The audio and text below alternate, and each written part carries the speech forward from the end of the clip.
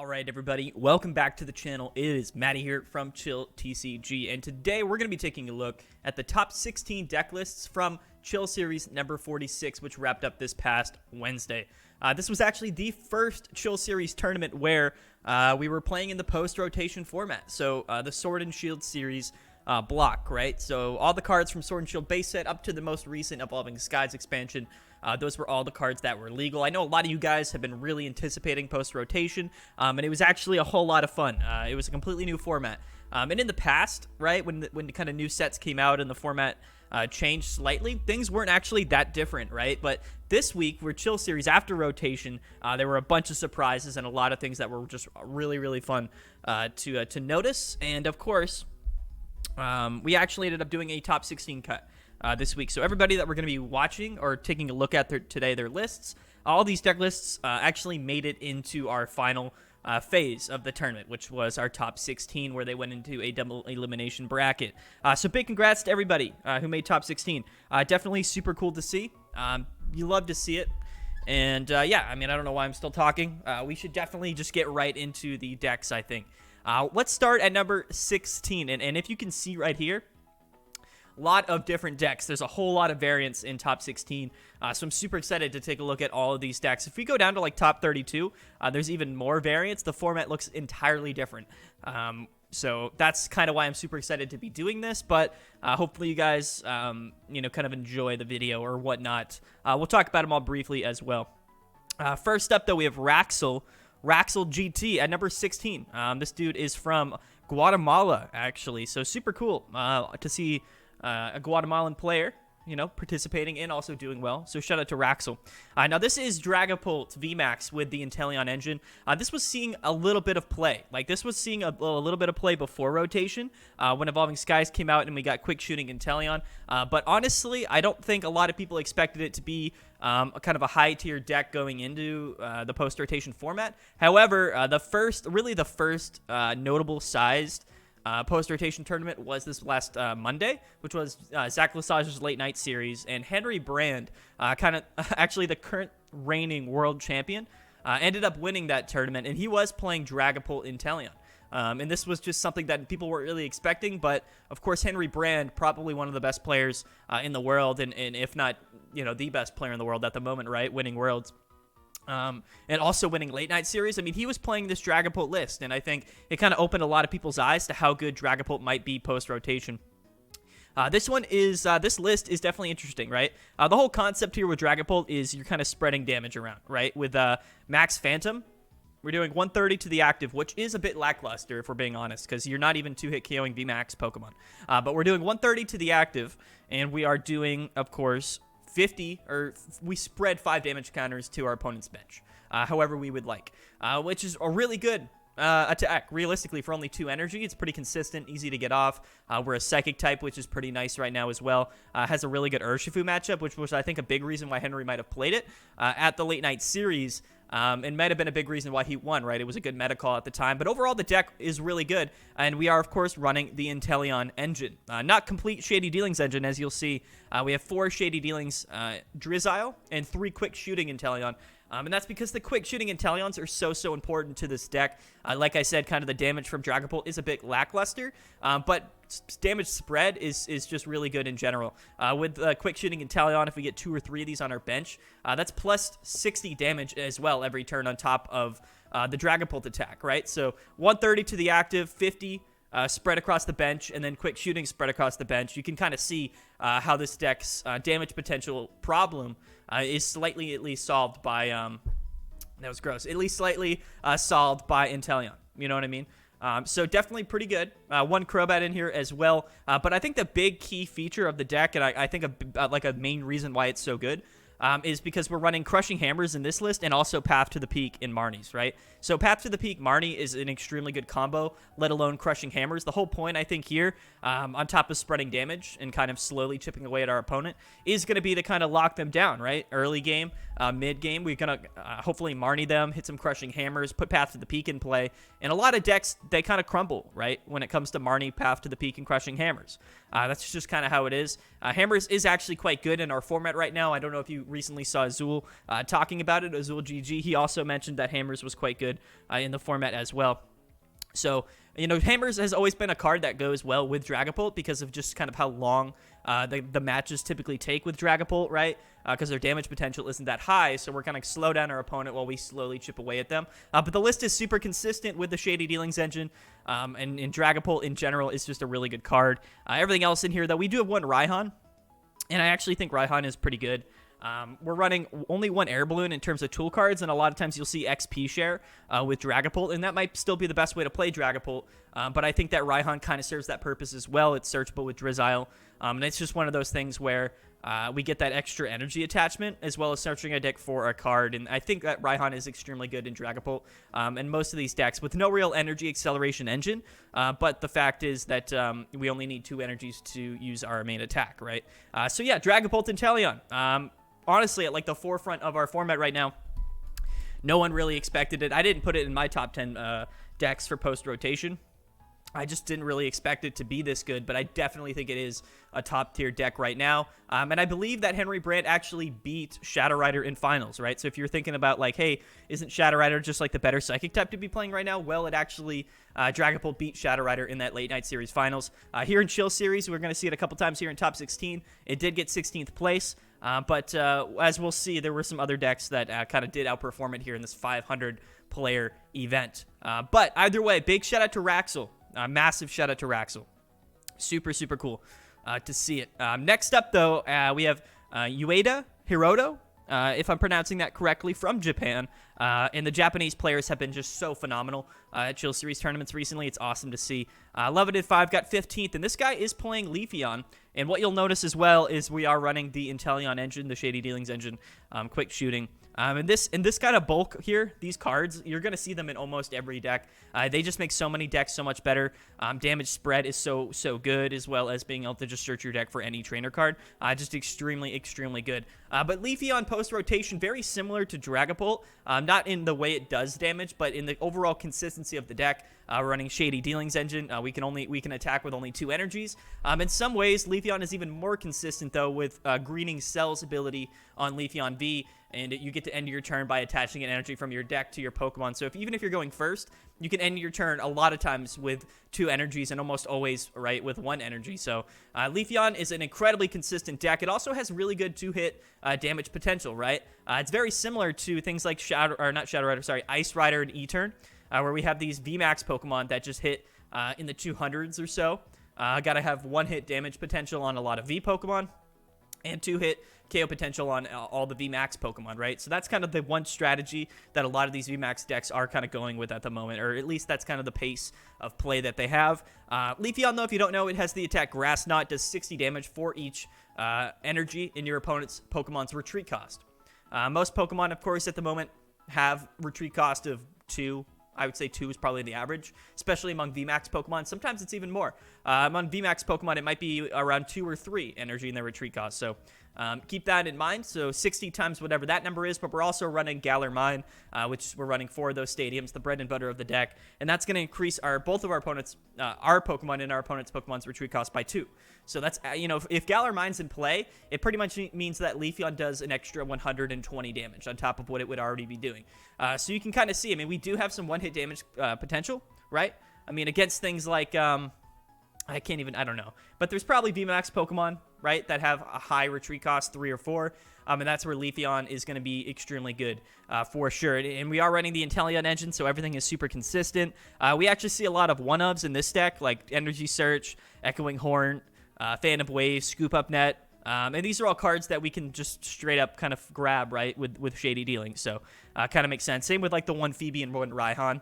Same kind of reasoning for that, but very consistent, right? 4 Capture Energies, 5 Grass Energies. We are running 2 Tool Jammers, and Tool Jammer is mainly there because if you haven't noticed, like Air Balloon is something that can counter Leafeon. It reduces your retreat cost by 2, so that's going to minus or subtract 120 damage that Leafeon might be able to do. So keep that in mind. Tool Jammer is going to be able to shut off your opponent's Air Balloons. The main reason why we're playing the Tool Jammer. A lot of decks do play Air Balloon as well, right? It's just kind of the free pivot card, so a lot of people play Air Balloon in the deck. But I think Leafeon is good. I think it's a really high tier deck. Is it like, I don't know if it's like a top 5 deck in the format. It definitely could be. But I think that there's like 10, honestly, to me, there's like 10 decks right now that I've seen in this format, at least at the moment, that can win at any given time. That can win even the biggest of tournaments. So definitely super cool to see. I know a lot of people like Leafeon, and in fact, it's definitely one of the most playable evolution cards, right, that came out of Evolving Skies. Maybe one of the most playable cards in general that came out of Evolving Skies. So, if you invested in Leafeon, or if you like Leafeon, or if you play it, just know that it is a really good deck. Getting, I think, multiple placements here in top 16 at Chill Series. So definitely super cool. The Dragapult matchup, not going to be great for you. Our retreat cost is only 1 on Dragapult, so keep that in mind, as well as things like a Togekiss Vmax, which has free retreat. Tapu Koko Vmax only has 1, and that did win a tournament recently as well. So just kind of keep that in mind. You know what I mean? I think Leafeon is really matchup dependent, but it is a very consistent deck overall. We also do have the third attack on Leafeon, which is just 170, and I think you heal 3 damage, or 30 damage. To yourself, which is good, right? I mean, 170 is 2-hit KOing VMAXs, right?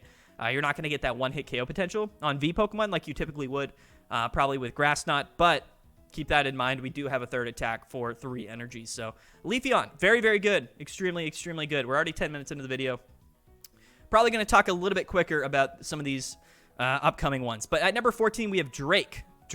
Not the rapper, but Drake with a Y here. Dude's from Brazil, and he was, of course, actually playing Shadow Rider Alchemy. So, yes, we did have 3 of these Shadow Riders still in top 16. Still, of course, to me, one of the best decks in the format, if not maybe even the best deck. I think overall it's just really powerful, really consistent, and to me, this is honestly the exact list that I would expect people to be playing at the moment.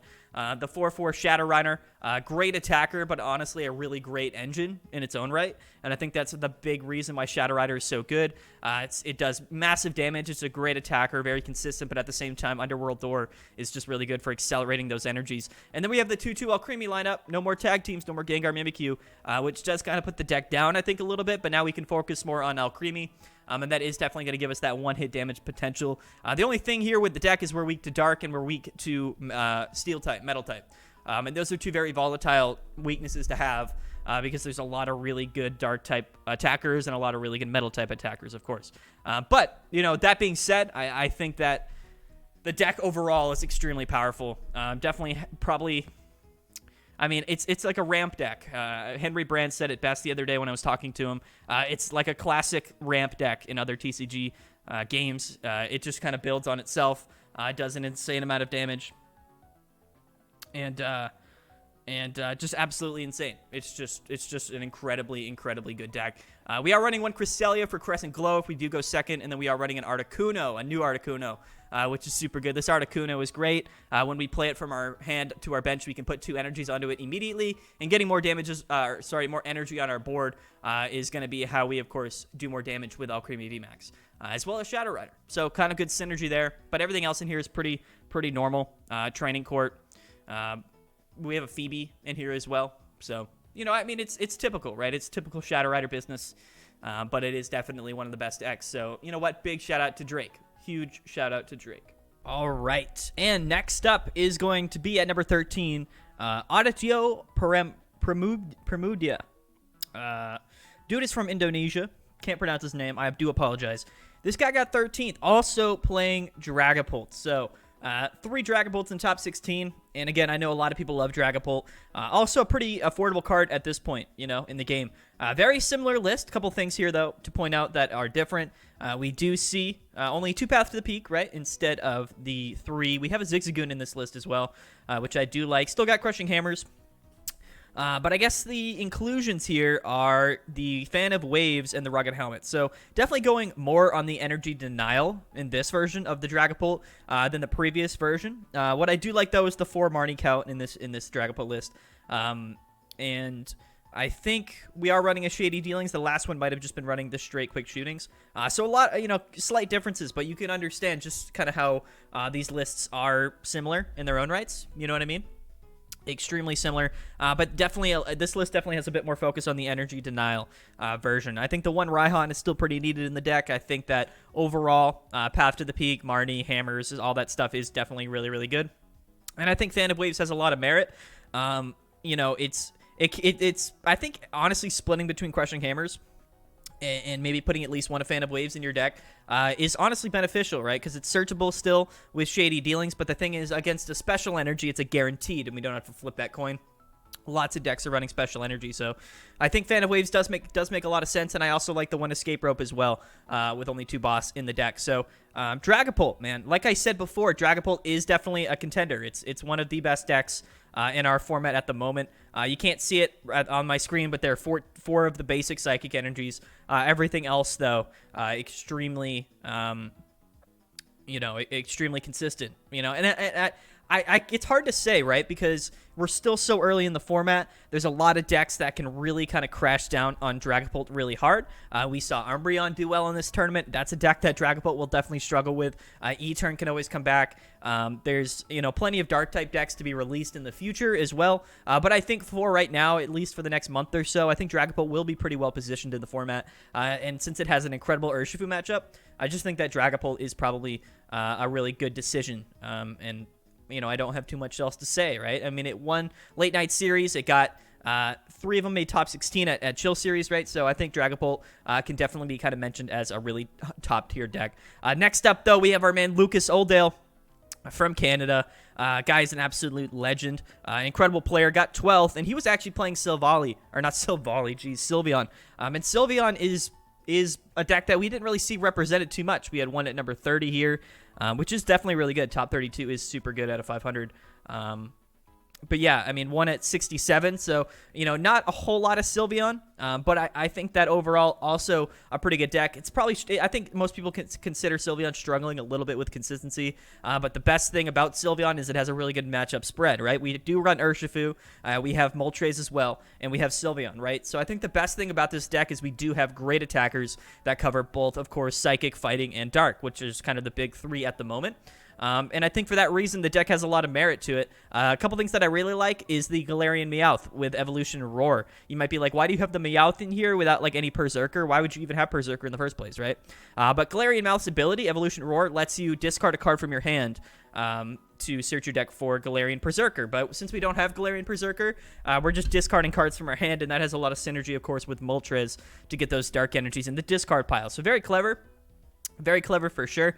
Helps that kind of whole setup be a little bit more consistent. We do, of course, run 2 Moltres. We're running 3 Energy Switch. So, it's a Moltres engine deck, so it's going to have a little bit of consistency issues. But we do run the Rapid Strike energies, so, that's going to be searchable with Octillery. So the list is really creative. It's really, really good. And it's a deck that if it draws correctly, wins a lot of matchups, right? Pretty consistently wins a lot of matchups, but I think the deck struggles a bit with consistency in general, with just so many different things going on. Trying to be pretty much 3 different decks in one. Of course, probably going to be a bit of a struggle to have this deck perform exactly when you need it to. But somebody like Lucas, who's a great player, and his his sequencing and the way he plays the game is definitely really, really solid and consistent. Somebody like that probably has a better chance of doing well with a list like this than, typically, maybe most other people do, like including myself. I would not be able to play this list very well. But Lucas is a great player, and I think that it is a good deck, right? I think that this can be considered a top 10 deck for sure. But definitely, I wouldn't say in like the top 5 at the moment, though it could be. It really could be, and it's a deck where it's Rapid Strike Toolbox, essentially. And Rapid Strike Toolbox will only get better with time. And for that reason, I do think that this list is something to keep in mind. It's also, there's some new cards, like Moltres is from Chilling Reign. Sylveon is from Evolving Skies, but, most of the deck is kind of older cards, right? Should be kind of easy to build. And for that reason, I think it actually is quite good and probably a really viable option.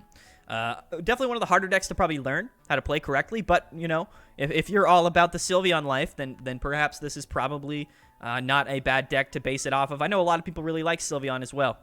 So 6 Dark and then 4 of the Rapid Strike energies because you can't see it there. And then 4 also Great Balls. There's 4 Great Balls here. So lots of Pokemon search. And Great Ball is kind of that other alternative, right? We don't have Ultra Ball yet, though Ultra Ball is coming. And we don't have Pokemon Communications anymore, so Great Ball is kind of that other option. And we're not running Shady Dealings, so you kind of have to run Great Ball.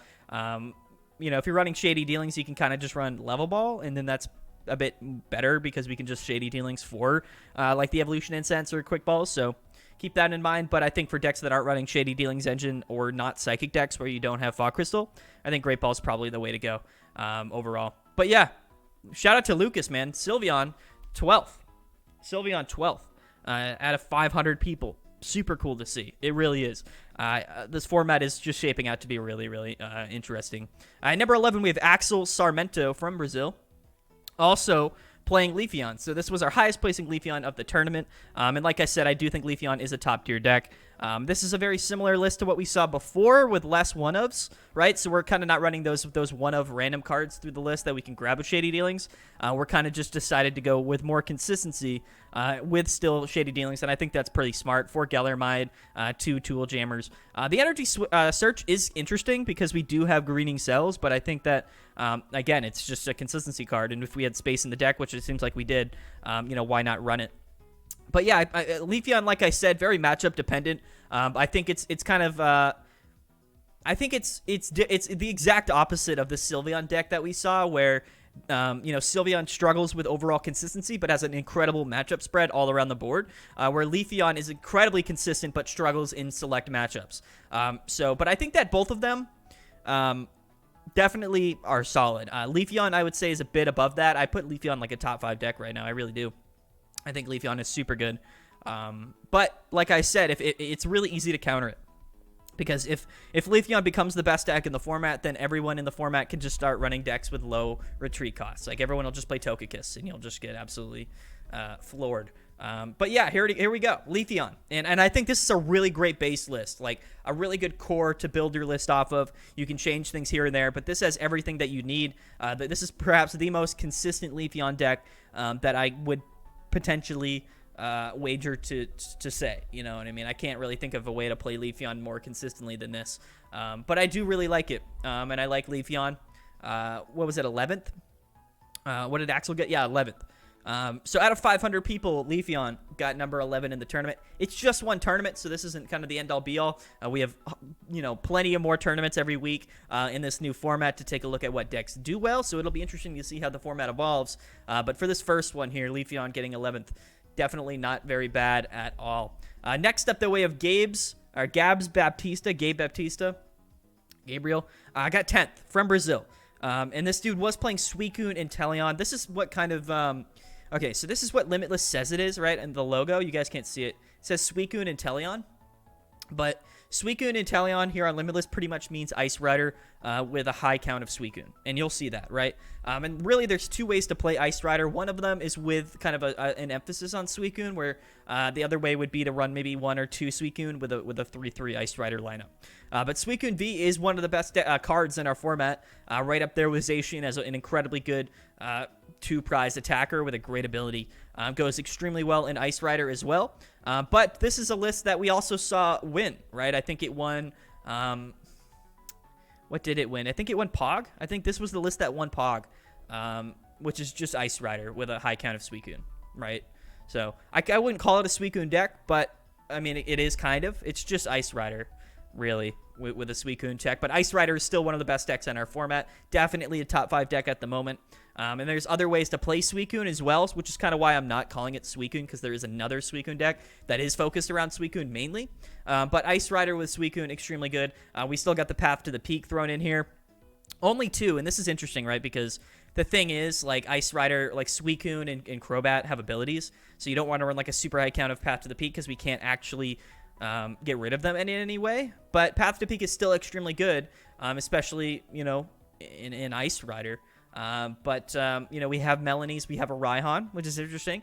Raihan can kind of serve as Melanie, but instead of searching for 3 cards, we just search your deck instead of drawing 3 cards off Melanie, we search our deck for 1 card in specific with Raihan, which is a big advantage in some scenarios. I think the only downside to Ice Rider, realistically, is that we can't Boss's Orders and Melanie or Raihan in the same turn, and sometimes that can really be a downfall. Because, if you can't get more than 2 energies on an Ice Rider before you have to start Max Lancing, then we're never really going to be able to boss anything up to KO with Max Lance, because we have to typically Melanie or Raihan turn after turn. And that's really the only downside of Ice Rider, but perhaps also one of the most consistent decks in our format. 2 energy, 250 is extremely good, as well as Suicune, 2 energy, 220 potential. Just a really good list. And I know a lot of people like Ice Rider, but I think if you're playing Ice Rider at this point, this might be... I think there's just two... Like I said, right? You can do more of an emphasis on the Ice Rider lineup, less emphasis on Suicune, and that did very well in the tournament as well. So it's really kind of up to you. But I think both lists have a lot of merit. And, you know, I mean, I think they can both win at any given time. You know what I mean? They're both good enough. Ice Rider is just that good of a card to where it probably doesn't matter a whole lot how you run it. More so probably about what you run. But... just something to try out, you know, just kind of something to think about and try out. Gabriel Baptista, absolutely phenomenal player as well. We've seen him in these videos and in the top cut of Chill Series like all the time, like every week almost. Next up, though, we have Alex Hamilton from the U.S., one of the few U.S. representatives here in top 16, 11, 2, and 3. And this dude was playing, so he got 9th, and he was playing Shadow Rider Alcremie, just like we saw again earlier in the tournament, in a very similar list, if not almost the exact same list. I think we're running one extra energy in this deck without the Cresselia. Is Cresselia needed in Shadow Rider? I don't know. I think that it's definitely really good because Shadow Rider struggles a bit if you go second. You definitely want to go first and be the first person to get, you know, your Vmaxes out so you can start Underworld Dooring, so that you can Adornment turn 2 before your opponent can attack. I think that's extremely important with Shadow Rider. Before, going second wasn't that bad because we had Gengar Mimikyu. So if we went second and just Horror Housed, it didn't matter. It was like we were going first anyway. But now there's no way to Horror House GX and buy ourselves another turn. So I think for that reason, Cresselia is really good. But, you know, maybe it's not needed. Maybe you just go first and you'll be fine. I do think the Articuno is really good, though. But yeah, I mean, very, very similar to what we saw. I also like the 4 air balloons in here, going to help with the Leafeon matchup. However, you're going to be very susceptible to something like a Tapu Koko Vmax, which is a lot more playable than I think a lot of people realize, especially since if most people are just playing only air balloon and no switch or escape rope or things like that, you're locked in the active, right? There's not a lot of paralysis in our format. Like back in the day, we had Pikachu and Zekrom, right? We had Pikarom and we had Alolan and Raichu in Raichu GX. Choo-Choo. And Choo-Choo was really good because you had the paralysis and that could win you games. But now we have Tapu Koko Vmax, which is pretty good post-rotation. So I think that, you know, perhaps over running 4 air balloon, maybe run 2 switch, 2 air balloon. Because if Koko does become kind of a top 10 deck in the format, that could really, you know, be a difficult thing for you. But maybe I'm just talking about Tapu Koko Vmax and it doesn't matter. But Shadow Rider, Alcremie, still, in my opinion, one of the best decks. Still probably a top 5 deck in the format, in my opinion. So shout out to Alex Hamilton, who got 9th with it. Vitor Lugan, so getting into top 8 now. These are the people that won their best of 3 set in top 16. Vitor Lugan from Brazil, yet again. So many Brazil players, and they're all phenomenal. But Vitor is an incredible player. Always does extremely well at Chill Series. And this is our Dragapult. This is our highest placing Dragapult at 8th in the tournament. And very similar, again, right? I mean, most people are going to kind of play Dragapult the way that they know did well the few days prior that Henry Brand played. The only things here is we're running a high counter path to the peak, and I like that. I really do. We're running a sus tin, so a suspicious food tin. I know Azul calls it like the sus tin or, you know, sus food tin or something. But this can be really good, and it's extremely good, I think, in like Urshifu or just decks that don't do a lot of damage. Like, there's scenarios where, like maybe against Leafeon, where you can get out of a 2-hit KO range against other Pokemon, perhaps even Suicune as well. So for that reason, I think that just healing like the 60 damage, or is it 80? It's either 60 or 80 with the suspicious food tin can actually really come in clutch, because that can really change the math in some matchups. And I think that Henry Brand also might have been playing suspicious food tin. I don't know exactly what, like, the exact 60 that Henry Brand was playing. This might be it. He might have just gone ahead and taken the exact list, but I like 1 Tool Jammer as well. 4 Marnie, 4 Path to the Peaks. No hammers, though. So no hammers in Dragapult. Again, you know, hammers isn't really a consistency card, and I don't know if Dragapult really needs more consistency or if you can kind of afford to run 4 crushing hammers, but our highest placing Dragapult this week in the tournament was not playing hammers, so maybe that is just everything you needed to know. But big shout out to Vitor Lugan. Dragapult yet again, extremely good. And that's important to see, right? You don't have to run hammers with Dragapult, you know. In fact, it might even be better not to. Who knows? But We have Sol Diaz, Sol Diaz from Portugal. And yes, guys, this dude was playing Sableye and Teleon. In my opinion, Sableye is a top 10 deck in our format, an extremely good deck, and I've seen this kind of all over the place recently. It's very affordable. Honestly, it's like a budget deck, but one of the best budget decks in the game, if not the best. Sableye right now with the quick shooting Inteleon engine is so good because we can put damage counters onto our opponent's Pokemon with Inteleon, as well as Galarian Weezing, right? So the ideal start here is we start off with Galarian Weezing. We get that neutralizing gas up in here, and this is going to turn off all abilities of your opponent, right? So they're not going to be able to do a lot. And the whole point is we kind of stall for the first few turns with Galarian Weezing. We get the Severe Poison going. We get those damage counters going. We inflict damage onto some Vmax Pokemon. Our Weezing gets KO'd, whatever, and then we have time to set up into our Sableye and get one-hit KOs. I mean, by the time that we're, of course, going into that phase where we're getting the first KO with Sableye, we'll have maybe some quick shooting Inteleons up to kind of get that rolling the following turn. Sableye is also one of those two-prize attackers with a lot of potential to one-hit KO Pokemon, so Raihan makes this deck that much more consistent on top of XP share. It's actually an incredibly clever list, and Moltres as well, with a couple energy switches, so that's just another out as well to kind of get those attacks off.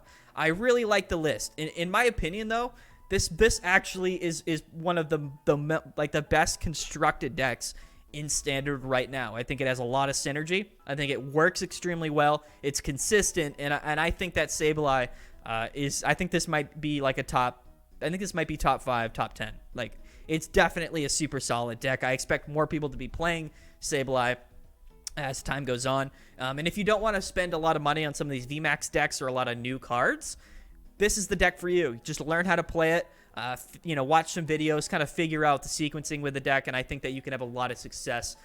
There's a couple other decks as well, like Sableye, that I think are actually like top tier decks that don't even run VMAXs, and I think that's really important. Neil from Sunday Open actually said it on Twitter today. He was like decks that are running just stage 2 Pokemon, or not stage 2, decks that are running just 2 prize Pokemon, like, feel like they're the old single prize archetypes, like there's no real deck right now that just runs 1 prize Pokemon that's super viable, but there's plenty of decks that are only running 2 prize Pokemon and not 3 prizers, and those decks are really viable, and Sableye is really the epitome of that. We'll see a couple of more too, because we had like 3 or 4 of them in top 8, so honestly, that might be the way to go. I said it earlier, but I think that these decks that can win the prize race with these 2 prize attackers might be the way to play the game at this point, because there are a few of them, and they are extremely, extremely good. And in my opinion, I just think that they're the way to go. But yeah, Sableye, super cool. I like the Goon as well with 2 scoop up nets. We got the Hoopa, Assault Gate Hoopa thrown in here. Shout out to this one card from Vivid Voltage. Super random, but love to see it. Love to see it. Training Court as well. Very consistent list. Very good list. Whoever came up with this, like, initially, or maybe it's been around for a while, but whoever decided to play this post-rotation is extremely smart, and they deserve a prize. Honestly, I really do like Sableye. It's, like, such a good deck. Just such a good deck. It really is. So, big shout out to Sol Diaz. We have Caio Capitina. 6th from Brazil, another Brazil representative, also playing the Suicune and Teleon, which is really just Ice Rider. Wash Energy, and this Wash Energy was in the list that won Pog, I think. So that's just something to keep in mind. And like I said, Ice Rider is one of the best decks in our format for sure. Might even be better than Shadow Rider post-rotation. For that reason, I really do think that this list could be one of the best decks in the format. Could be the best deck. I don't know. Didn't win this week, but it did win Pog, which I think was pre-rotation anyway. But I still think that Ice Rider is incredibly good. It really is. And maybe this might be the best way to play Ice Rider. I don't know. But Suicune, spoiler, Suicune did win the tournament. I'm not going to lie. It was a different version of Suicune, but overall, I think Suicune is one of the best cards in the game right now, too. So just super cool to see. Yeah, no Raihan in the list, but we do have 4 Melanie as well. So that kind of answers my question from the previous video, or the previous time we took a look at Ice Rider, but super, super cool. I'm not going to spend too much time on that, but you know what? Congrats, Caio. Super, super good list. Awesome. Love to see it. Congrats on getting 6th out of 500 players as well. Next up, we have Kendori. So at 5th is our highest placing Shadow Rider Vmax. Going to be probably really similar to the last ones that we saw. In fact, it's like almost the exact same as the other one, except without Cresselia, we're running Pumpkaboo. And, you know, this is a deck that struggles with Path to the Peak, so I'm surprised, right? When we have a Pumpkaboo in here, no Scoop Up Nets, so we can't reuse the Pumpkaboo, but we actually have 2 Training Courts only. So, like, only 3 Stadium removals in the whole deck. Kind of suspicious with a lot of decks that are running a high count of Path to the Peak. And it's surprising to me, actually, that the deck that focused less on Path to the Peak counters actually did the best out of all the Shadow Riders. But maybe it wasn't that needed, you know? Maybe it really wasn't. One thing I really do like is the promo Shadow Rider V thrown in here. This thing can be extremely clutch, right? For 3 energies, we do 130, which is pretty lackluster, but we can force our opponent to not retreat, like they're not able to retreat. This can sometimes just win you the game, right? And it also, 130 is a really good number because we can kind of one-hit KO a lot of stage or single prize Pokemon. Things like Decidueye, or not Decidueye, but you know what I'm saying, right? 130 is a pretty good number overall.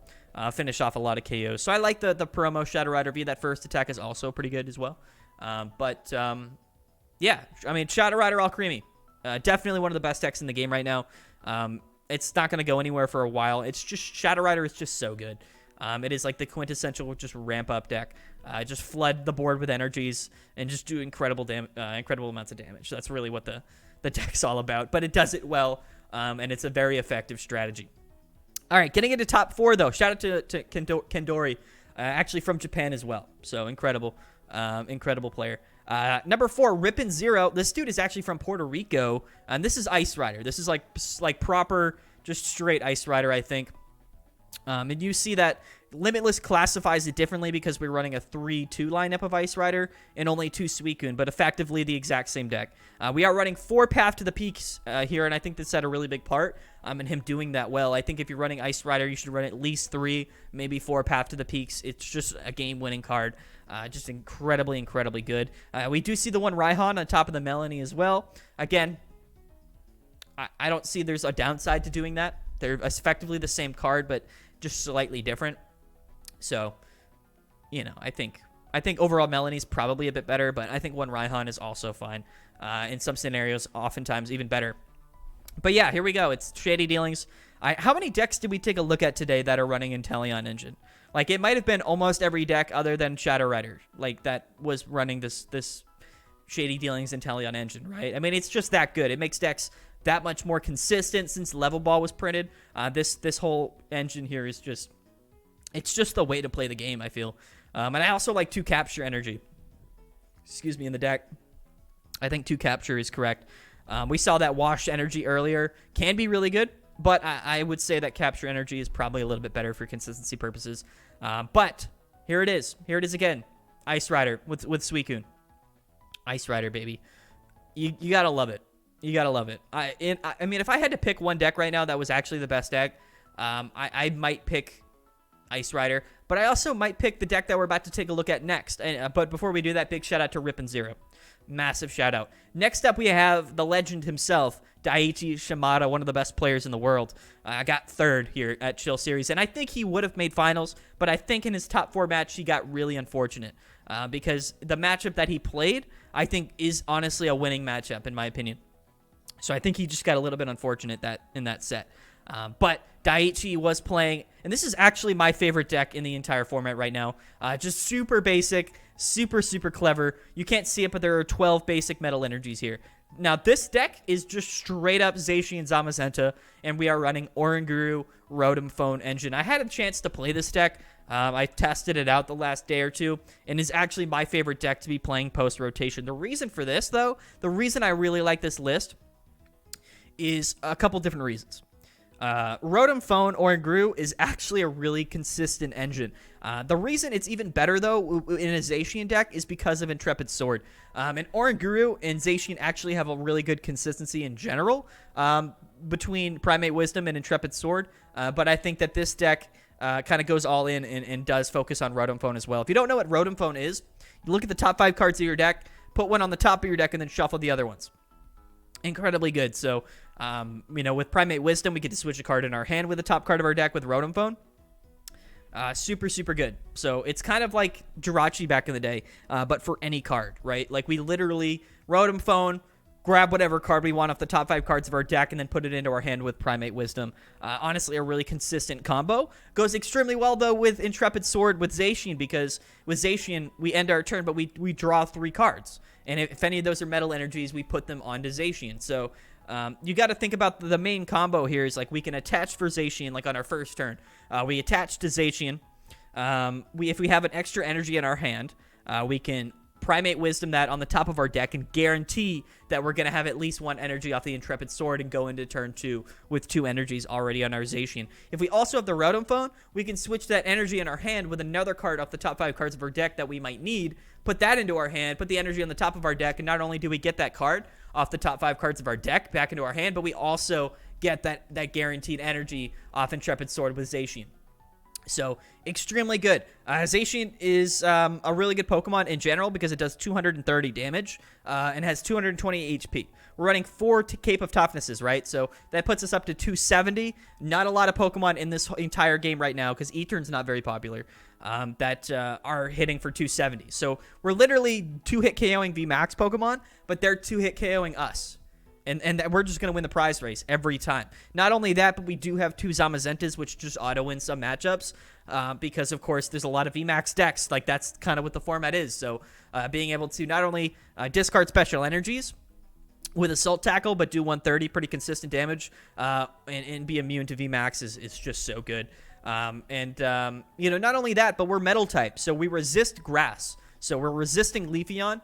And we are also hitting for weakness on Ice Rider, which is one of the best decks in the format. So, we also hit for weakness on Alcremie, I think, and Sylveon. So just keep that in mind, like how really good positioned this deck is. I think that this deck would have won the tournament. I think that if Daiichi didn't get unfortunate in top 4, and no offense to Jake Pilch who beat Daiichi in top 4, he played incredibly. But I think that if Daiichi were to go to a finals, he would have won against Gabriel's Suicune. I think that matchup is honestly preferred for Zacian, and I think that would have been a really good finals. But the deck is hyper consistent, right? All 4 counts, all 4 of counts. 4 Boss, 4 Research, 4 Marnie, 4 Saucer, 4 Quick Ball, 4 Rotom Phone, 4 Switch, 1 Tool Scrapper, which is really clutch. And then we have 4 Cape of Toughnesses, 3 Air Balloons, 4 Crystal Caves, and 12 Metal Energies, basic energies as well. There's not a lot of fire either in the format too, which is extremely good for this deck because we don't have to run Coding Energy. And of course, Coding Energy doesn't work with Metal Saucer or Intrepid Sword. So for that reason, basic energies make the deck that much more consistent. The Tool Scrapper is really good. A lot of Suicune decks or other Zacian decks in general run Cape of Toughness, so we can get those off and then get our nice 1-hit KOs on those 2 prize Pokemon. So Tool Scrapper, extremely clutch. You could justify running multiple as well. But I think that this list is perfect. It's so simple, but just so clever at the same time. I think Daiichi is a genius, and I think that and most people have all these cards. Like, there's the only new card from this entire deck is actually Crystal Cave, which isn't even that needed. I think you could also run Chichester Bath, but I think that Crystal Cave might even be better. But yeah, I mean, it's extremely affordable deck. Like, one of the most affordable decks you could possibly imagine in this format, and in my opinion, one of the best decks to play. For that reason, I think Daiichi is an absolute genius. And in another world, like, if we were to do this whole tournament over again, he might have won. So just keep that in mind. Yes, the list is really good, but at the time it was unique. Like, I don't think anyone else in the tournament was running a list like his. And yes, he's one of the best players in the world, but getting 3rd out of 500 with just straight Zacian Oranguru Rotom Phone might have been the highlight of my whole week. Next up, though, we have Jake Pilch. Jake Pilch Nagi is from the U.S., so shout out to the U.S. representation there. Great player, a phenomenal player, good friend of mine. Dude was actually playing straight Umbreon, which was another surprise, a deck that I don't think a lot of people were playing in this tournament. No, a lot of people play Umbreon with E-Turn. Some people play it with Single Strike Urshifu, but not a lot of people were just playing it just straight Umbreon, super max consistency Umbreon. It ended up working really well for him. 4-4 Houndoom, 4-4 Umbreon, and then 2 Crobats. Like, just everything you need. That's it. Of course, Umbreon is a single strike Pokemon, attacks for 3 energy, does 160, but if we can get a couple single strike energies on, we're doing 200, sometimes 220, and that's enough to get the KOs on those nice 2-prize Pokemon as well as 2-hit KO Vmax Pokemon. So this is just a 2-hit KO deck, really, but one of the most consistent decks to ever do it. Umbreon's ability is also just boss's orders. So when you evolve Umbreon, you get to do a boss's orders if you want to. But we also have 2 bosses in the deck, so plenty of gusting consistency here. Also 4 Marnie, 4 Research, 4 Evolution Incense, 4 Quick Ball, 4 Urn of Vitality, 4 Level Ball, which is interesting. The only, like Level Ball is interesting because the only thing we're grabbing in the deck with Level Ball is Houndour, but it actually makes a lot of sense because of how much you'd really need to get Houndours out early on. So I really like 4 Level Ball. 3 Air Balloon, 4 Tower of Darkness, 4 Capture Energy, 4 Single Strike Energy, and then just 1 Basic Dark. This list is super consistent. I know a lot of people were hyping up Umbreon, but I didn't think that just straight Umbreon would be a top-tier deck, but I really do think that, especially with all the Shadow Riders and Dragapults in the format, this deck right here is the best Dark-type deck to be playing if you want to win those matchups, aside from maybe that Sableye deck that we saw. But I would play this over E-Turn any day. A lot more consistent. And I just think that 270 isn't really necessary at the moment for how much more consistent this Umbreon deck really is. So I really like it. I mean, this is phenomenal. It's just so good. Another thing is, too, like, we're not weak to fighting. So, like, whenever you're a really good Dark-type deck and you're not weak to Urshifu, that's a big advantage because the only thing you're really weak to in the format is Leafeon. But we are running Air Balloons, so keep that in mind, you know? It's just something to think about. Shout out to Jake Pilch, and shout out to everybody that thought Umbreon would be a good deck. I thought it would be a good consistency card here and there in some decks. I never thought it would actually be in the finals of Chill Series, just straight Umbreon. So for that reason, massive shout out to Jake. Super smart play from him. One of the best meta calls that we really saw so far in this format, and I really love it. I think that deck is just so good. I don't know. Big shout out to Jake, though. Next up, we have Gabriel Semedo, who won the tournament playing Suicune Ludicolo. That's right, you heard me correctly. Number 1 out of 500 players with Suicune Ludicolo. I don't even know where the next Suicune Ludicolo is in the standings, to be honest with you. I'm going to scroll down until we find him. Where could it be? Where? I can't even find it. We're at like 200 now. Here we go. 182. That's the next one up. But Gabriel played this deck phenomenally well and ended up winning Chill Series with Suicune Ludicolo. We're not actually going to take a look at his deck, and I apologize, but we're going to go ahead and do a separate video on Gabriel Semedo's deck, his Suicune Inteleon deck. We're going to do a whole video dedicated to it. So for that reason, we're not going to feature it in this video, and I apologize. But stay tuned. Subscribe to the channel. Stay tuned for the next video that we're going to be posting on the channel where we do take a look at that Suicune Inteleon list. So thank you guys so much for watching. I've been Matty from Chill TCG. You guys have a great night. Thanks so much for watching the video. I apologize I talked so long, but Chill Series post-rotation, one of the best times I've had in a long time. So many new decks, so many great decks. The format looks incredibly fun. It looks so fun. So if you guys haven't played in Chill Series tournaments, or if you played in the past and you're looking to play again, I think right now is the perfect time to get back into the Pokemon trading card game. I really do think so. I'm gonna get out of here though. We're gonna leave. I'm leaving now. But thank you guys so much. You guys have a great day. We'll see you next week for Chill Series. We'll see you tomorrow or the next day for the next video. But don't go anywhere because you don't want to go anywhere. We'll see you guys. All right. I don't know. I can never end my videos. Outro. We're leaving now. Goodbye.